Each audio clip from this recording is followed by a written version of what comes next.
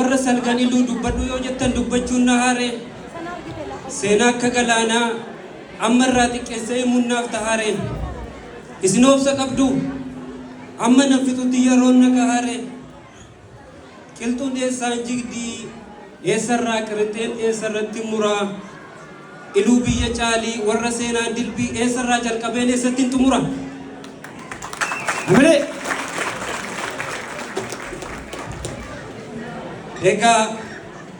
osoon inni malin gara kaayyoo kootti sinis na komattu oromoonni martii keessummoonni keenya maccaa fi tuulamni warri afran qalloo ilmaan sikkoof mandoo booranaaf baarentuun salaamtaa koon daganne assalaamu alaikum baga nagaan dhuftan ashamaa akkam jirtu egaa ilaal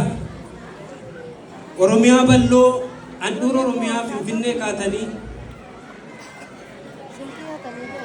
handhuura oromiyaa finfinnee kaatanii jibma dabartanii laga dhidheessarra suuta ciceetanii bosona walxaxaa qilleensi isaa soora nagaa isa namaaf laatu dachee bunnumamaa caakkaa keessa toollaan naqatee yaafatu bakka fooliin nagaa bosona isheen hurgu nagaadhaan seenanii nagaan keessaa galan bosonaaf bineensi heera uumamaatii wal kabajaa bulan bakka fooliin nagaa bosona isheen hurgu nagaadhaan seenanii nagaan keessaa galu bosonaaf bineensi heera uumamaatii wal kabajaa bulu kan gootummaan isaanii baay'ee leellifamne seenaa guddaa qaban biyya Onismoos Firrisaa abbaa waggaa ammallee qorannaan seenaan hafe dhibba gaafa lolan lolanii diina kokkee qabu hanga badduu baatutti gaafa tolan tolanii alagaa firoomsu akka yaaddu ta'anii dachee ala goomuuf fedhan qabne tasa ofillaa qoratti ilmaan abbaa booriin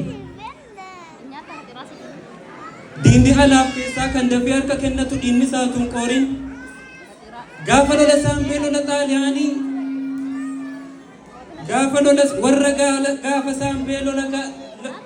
gaafa saambee lola xaaliyaanii gadi taa'ee mari'atee eeboof gaachana isaan akka jaldeessaatti kan fiigsee ari'ate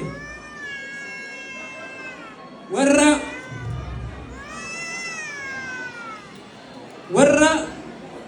yoo leellise warra yoo geerare afoola kumeessu warra kaayyoo diinaa hirkatti busheessu warra aadaa qabu kunkummee yookaan sorba mormaa dalaga haadholii warra aadaa qabu kunkummee yookaan sirba mormaa dalaga haadholii aadaa dhugaa isa qulqulluu barbaade kottuu iluu oolu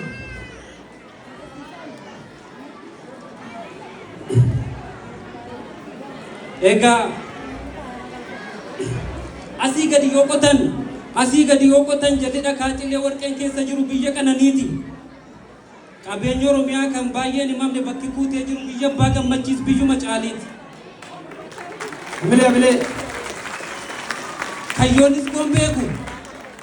kayyoonis koon beeku somba addunyaaf galtee bosona achirraa aduu fi qilleensi tulluu fi gaarri isaa aduu fi qilleensi isaa jannata lafarraa warra dachee ala goomuuf fedhan qabne tasa ofillaa qolatti ilmaan abbaa booriin diinni alaaf keessaa koloniidhaaf dhufee kan dafee harka kennatu diinni isaa qorin maarree oromoon iluu seenaa himadhaa ennaan waggootaaf lallabna Itoophiyaa kanarraa oolmaa guddaa qabna isa kaan boojinee isa kaan ajjeesnee taane abbaa faachaa takkaa hin milkoomne diinni nutti seenee nutti dhaaddachaa walakkaa biyyaarraa Itoophiyaa gabroomsuuf xaaliyaaniin dhuftee gaara tulluu feete gaara iluuf goreetti imala ishee buufte warri gadaan bulan dafanii wal waaman odaa dooggii jala ta'anii mari'atanii gootummaa dhaalanii faranjii ishee quufte biyyarraa ari'atan maarree ilmaan caalii shanoo ilmaan firrisaa ilmaan fatansaa iluu warra yoo jaallatan lubbuu siif kennanii firasi godhatu alagaa firoomsu maatiitti godhatu. Warra aadaa qabu kunkummee yookaan sirba mormaa dalagaa haadholii eenyummaa isa dhugaa arguu yoo barbaade kottuu iluu ooli. Sagaleen isaanii baay'een dhaga'amu akka oomaa leencaa bosona walakkaa. Gootummaa yoo barbaadan garuu cululuqaan isaa kan jiru jararka. Oromoon kutaa hundaa qabeenya isaa iluu afoola isaa iluu dhufee alaallatu. Waan inni tokkoomsee ayyaana nuuf kenne nu qaxxaraanfatu. Eenyummaa qaqqaaliiwwan iluu itti ilmaanfatan isaa itti diimaa caalii wal iyyafatee biyya Jarman keessatti waldaa ijaarrate. Biyya Jarman keessatti waldaa ijaarratee 1 2 3 jedhee waggaa arfaffaa isaa kunoo harree bisiifate. Eenyummaa ofii ibsuuf waan tare deebisuuf akka wal barbaadu warri faca'ane ilmaan abbaa takkaa akka orman taane guddummaa ganamaa hayyummaa ganamaa bakkatti deebisuuf kunoo akkasitti waldaan salgal iluu hundaa'e asitti. Waggaa meeqa booda yaada buusaa kaasaa walitti hasaasaa wal iyyaafachuuf seenaa badda galchuuf Oromiyaa waliin ga'uuf asii wal kakaasan jaalala ganamaa duudhaa deebisuudhaaf kunoo wal dammaqsan. Ayyaanni abbaa keenyaa gadaa nu haa beeksisu gadadoo nurraa haa deebisu. Surraa nuuf baay'isee nu haa qanansiisu jaalala nuuf kenne nurkatti haa dhiisu. Oromoo tokkoomsee kan yaanne haa milkaa'u akka yaanne haa ta'u.